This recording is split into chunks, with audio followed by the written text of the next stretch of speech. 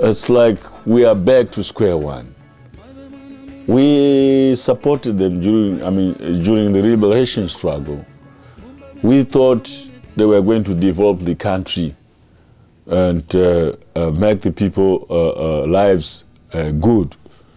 But this wasn't to be, because people are still suffering. So we cannot support, a wrong system.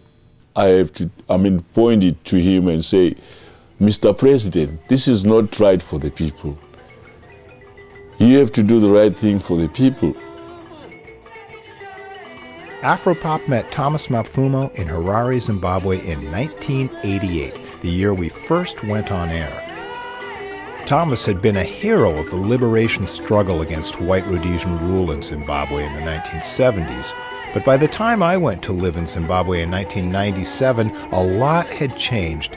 Thomas had begun singing about the corruption in President Robert Mugabe's government. He'd lost faith in the country's leaders and was once again becoming a protest singer, this time against a black liberation government.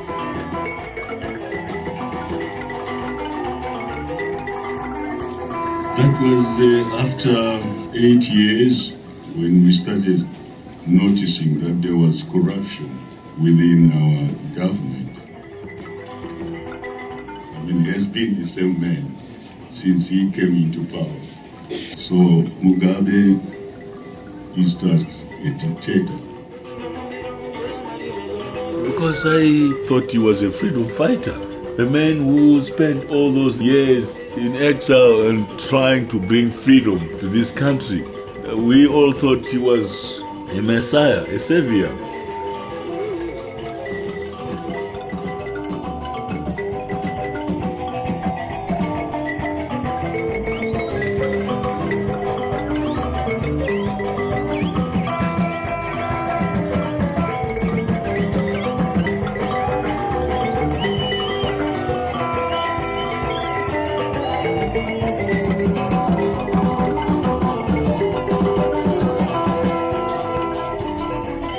Thomas's shows were epic, starting at 8:30 p.m. and going all night, sometimes past sunrise, and 4 or 5 of these every week.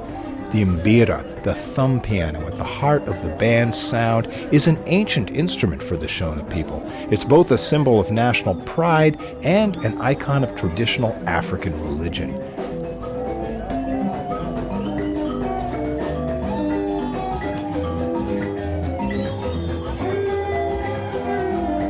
On holidays, the band would go out to a rural area, not far from President Mugabe's birthplace, and play an all-night concert, a pungwe. Thomas, in his songs, would sing warnings about AIDS, about political violence, about the scourge of poverty. He would accuse the ruling party of dictatorial practices. This was radical stuff, and his audience drank it in. No other popular singer created such a charged spiritual and political atmosphere.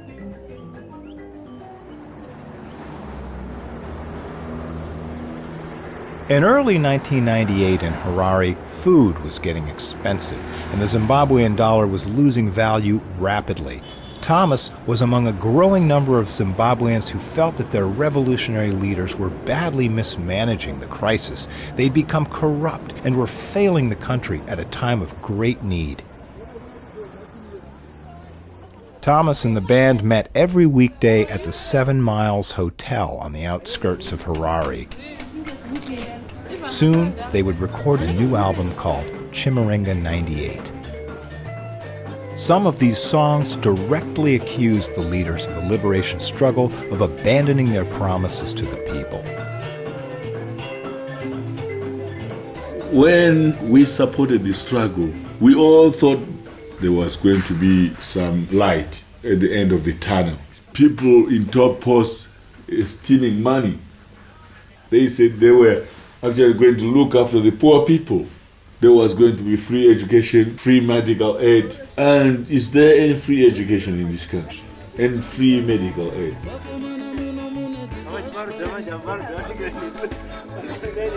Like we have a song called Disaster, where we are singing about the disaster in our country. There is a lot of corruption, mismanagement, and the country has actually lost the rule of law. You would wonder, living in such a country, how you're gonna survive. Things were actually pretty bad in that country. There was a song called Mamvemve. Mamvemve means tatters, right? That country is in tatters now. A lot of people who would want, to live in peace are leaving that country as quickly as possible.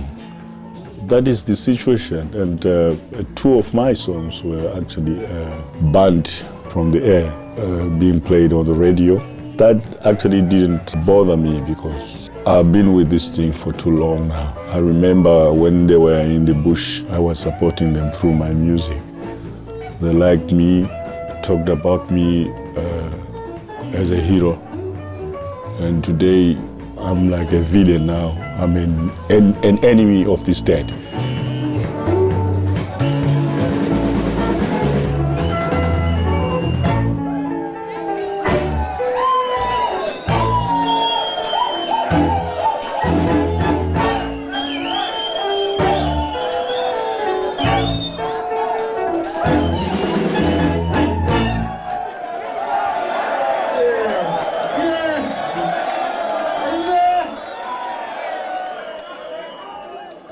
Near the end of my stay, Thomas went into the studio to record Chimurenga 98.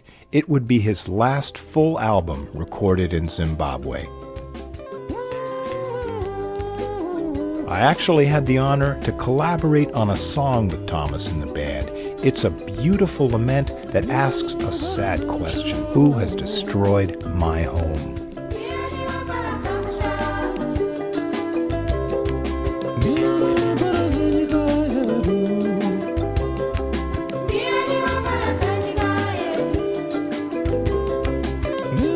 After 1998, things really got tough in Zimbabwe. By the time Thomas came to New York in July 2000, he'd already made plans to move his family to the United States, to Oregon, something that would have been unthinkable just a few years earlier. Now he was speaking out against the Zimbabwean government in clear and forthright terms. There was a lot of intimidation. Some ex-combatants went on to invade commercial farms, those farms owned by white farmers. This didn't go down very well with the rest of the people in the country. Some people didn't like that, but as you know, President Mugabe has got his own supporters, those who think he's actually moving in the right direction. But the majority of the people don't think so.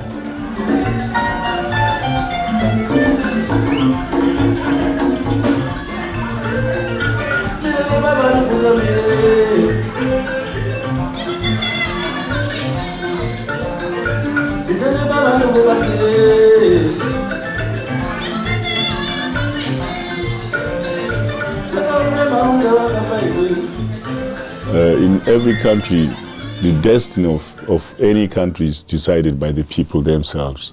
We are citizens of that country. I was born there, brought up there, and I'm not afraid of any politicians. I am not a politician as such, but I'm a musician. But through my music, the message that the people get through my music is very, very important to them. I have to inform the people the problems that they are facing today, where they inherited them, who actually is making them suffer. Yes, this is a black government. We all know. We supported it from since they were fighting from the bush. We are just a band. We are not the guerrillas from the bush. We don't have any arms. The music had not changed. We are still playing revolutionary music.